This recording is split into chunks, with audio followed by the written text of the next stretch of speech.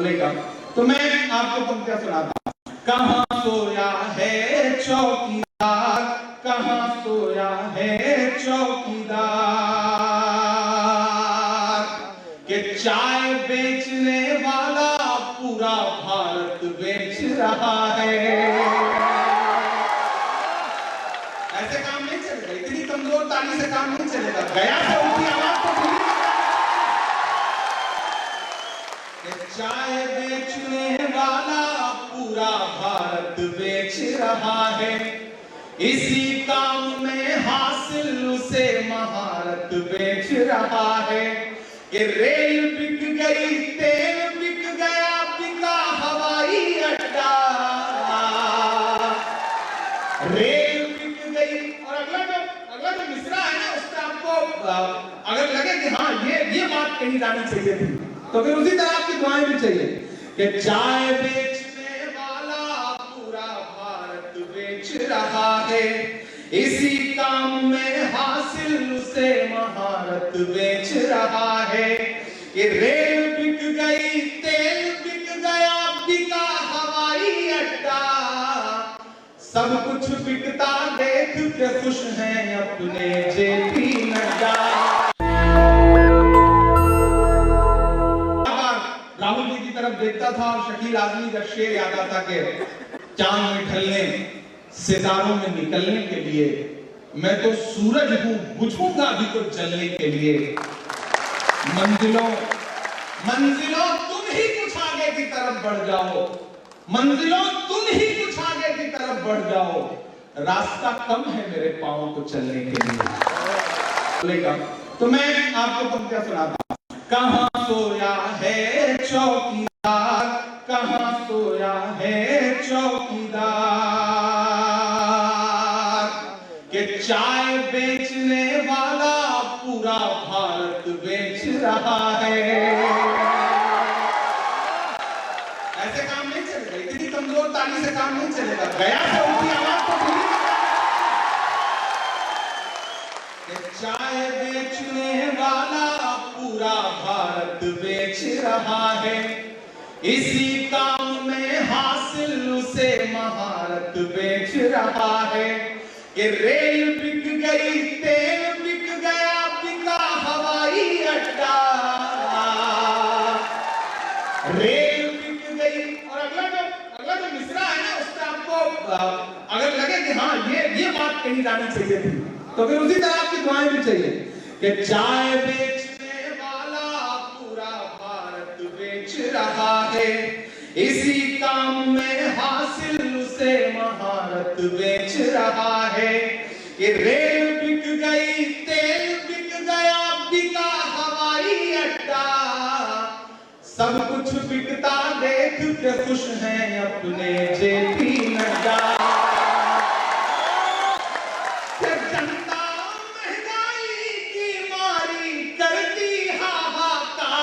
कहां सोया है चौकीदार, कहां सोया है चौकीदार।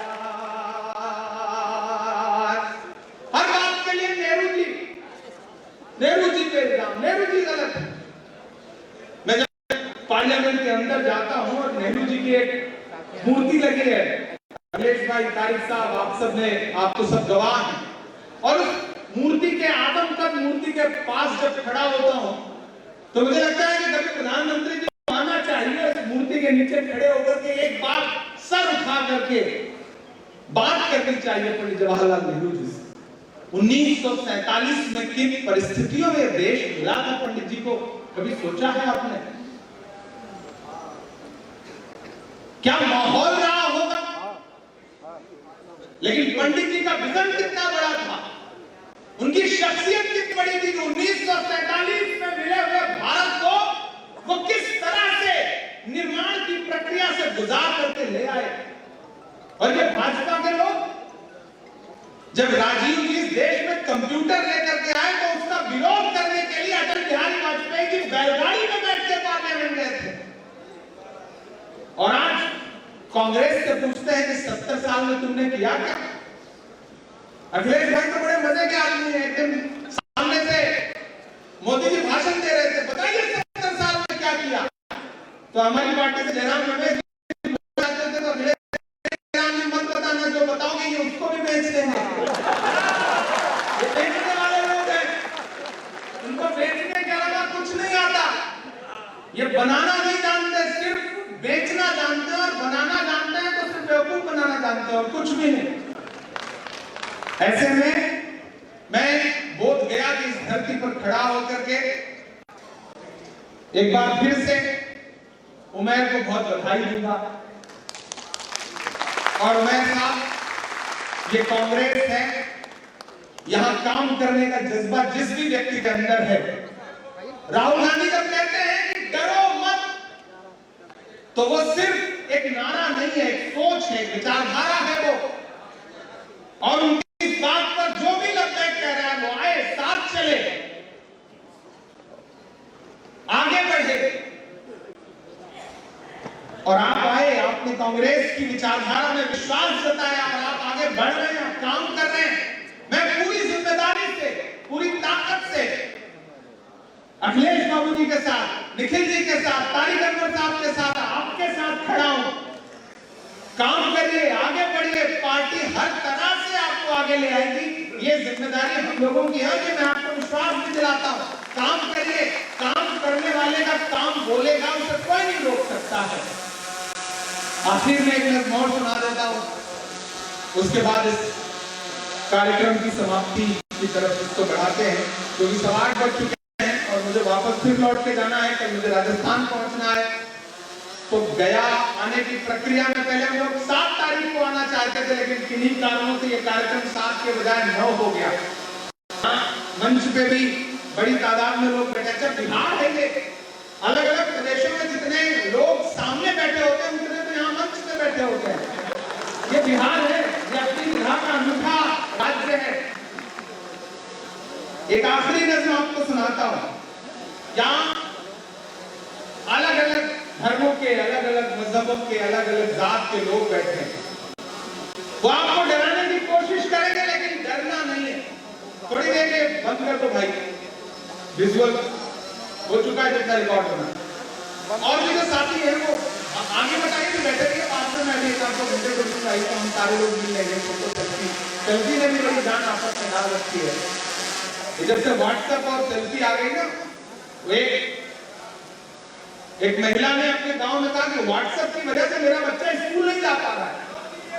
तो एक साहब ने उनसे कहा कि भैया व्हाट्सएप की वजह से कैसे बच्चा स्कूल नहीं जा पा रहा है, ये समझ में नहीं आया।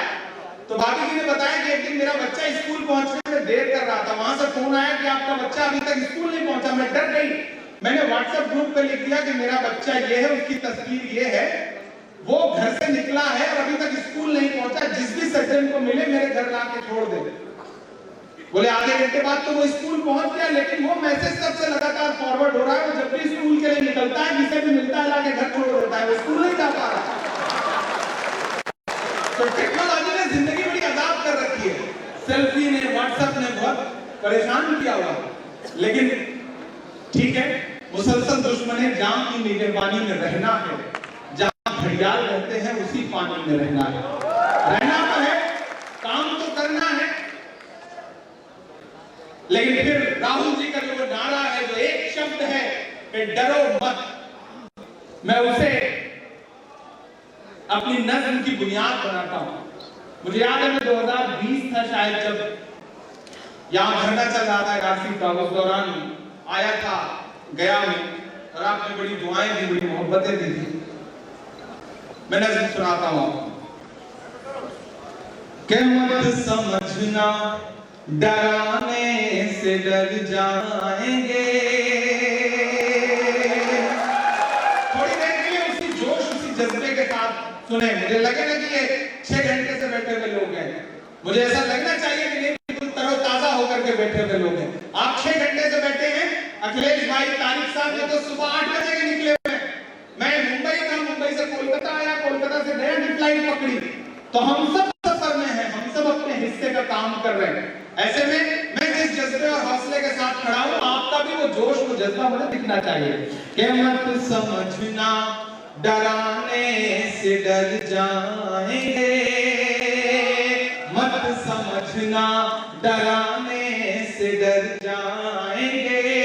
अब के सारी हदों से गुजर जाएंगे, मत समझना डराने से डर जाएंगे, अब के सारी हदों से गुजर जाएंगे, मौत के नाम का खौफ देता है क्यों, मौत के नाम का खौफ देता है क्यों, मौत जिस रोज आएगी मर जाएंगे, समझना डराने से डर जाएंगे।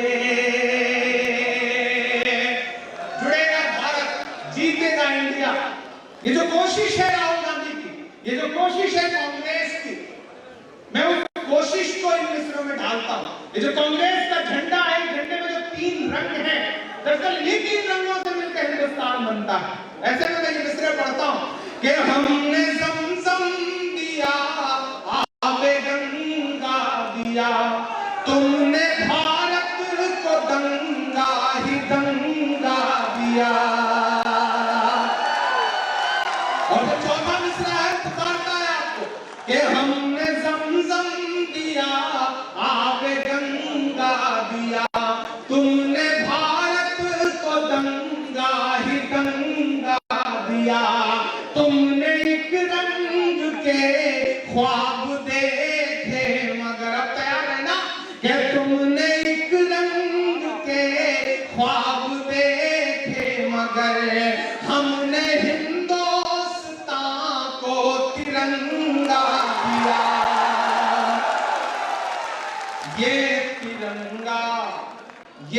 तिरंगा बदन पर लपेटे हुए, ये तिरंगा बदन पर लपेटे हुए, एक दिन इस जमीन में उतर जाएंगे, समझना डराने से डर जाएंगे। एक बार फिर से तमाम भारत यात्रियों को, उमैर साहब की पूरी टीम को, संचालन कर रहे साथी को, अखिलेश जी के साथ आए हुए तमाम जो बिहार प्रदेश कांग्रेस कमेटी के पदाधिकारी हैं, साथी हैं, कार्यकर्ता हैं, उनको, निखिल जी को, आदरणीय तारिक अनवर साहब को, हमारे दोनों विधायकों को, आनंद शंकर जी को, और हमारे दूसरे जो विधायक मौजूद है, अजय जी यहाँ पर मौजूद है, पूर्व विधायक भी यहाँ मौजूद है, सबको बहुत बधाई देता हूँ, बहुत मुबारकबाद देता हूँ। और उमैर खान जी को एक बार शानदार आयोजन के लिए दिल से मुबारक। और राष्ट्रगान का रुके, 1 मिनट राष्ट्रगान के लिए आप रुके और सब लोग अपनी जगह से खड़े हो जाए। बस राष्ट्रगान 1 मिनट के लिए आप रुकेंगे यहाँ पर, और राष्ट्रगान के बाद समापन की घोषणा की जाएगी। नेशनल दस्तक की आपसे गुजारिश है कि अगर इसको बचाना चाहते हैं तो नेशनल दस्तक को सब्सक्राइब करने के लिए रेड कलर के सब्सक्राइब बटन को दबाएं, फिर बेल आइकन की घंटी दबाएं। नेशनल दस्तक को बचाने के लिए बहुत जरूरी है कि हर खबर को शेयर करें, लाइक करें, कमेंट जरूर करें।